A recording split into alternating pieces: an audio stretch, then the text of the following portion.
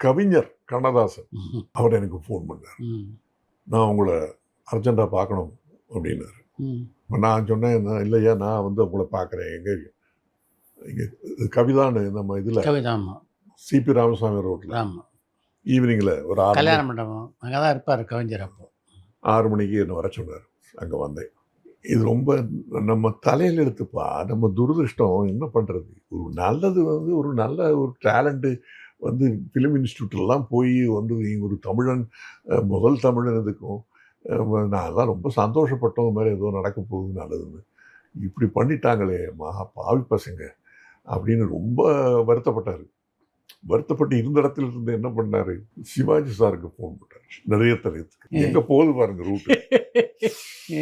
அவருக்கு ஃபோன் போட்டு இது மாதிரி எல்லாம் நம்ம சும்மா இருந்துருவா, என்ன நடக்குது தெரியுமா உமக்கு, சிவாஜி சொல்றார், என்ன நடக்குதுன்னு தெரியுமா உமக்கு அப்படின்னு சொல்லி இதை சொன்னார்.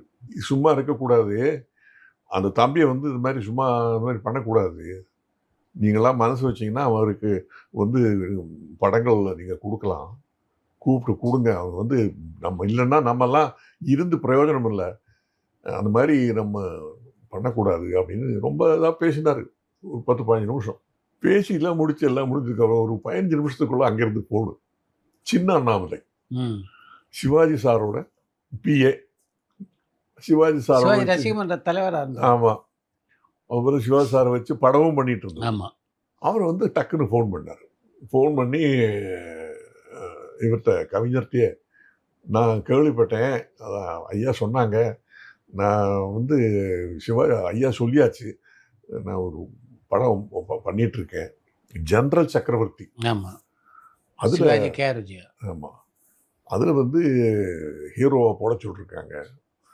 அவர் பெரியவர் ஹீரோவாக இருக்கும்போது நான் என்னது பெரிய ஹீரோ, பட் ரொமான்டிக் லீடு போட சொல்லியிருக்காங்க.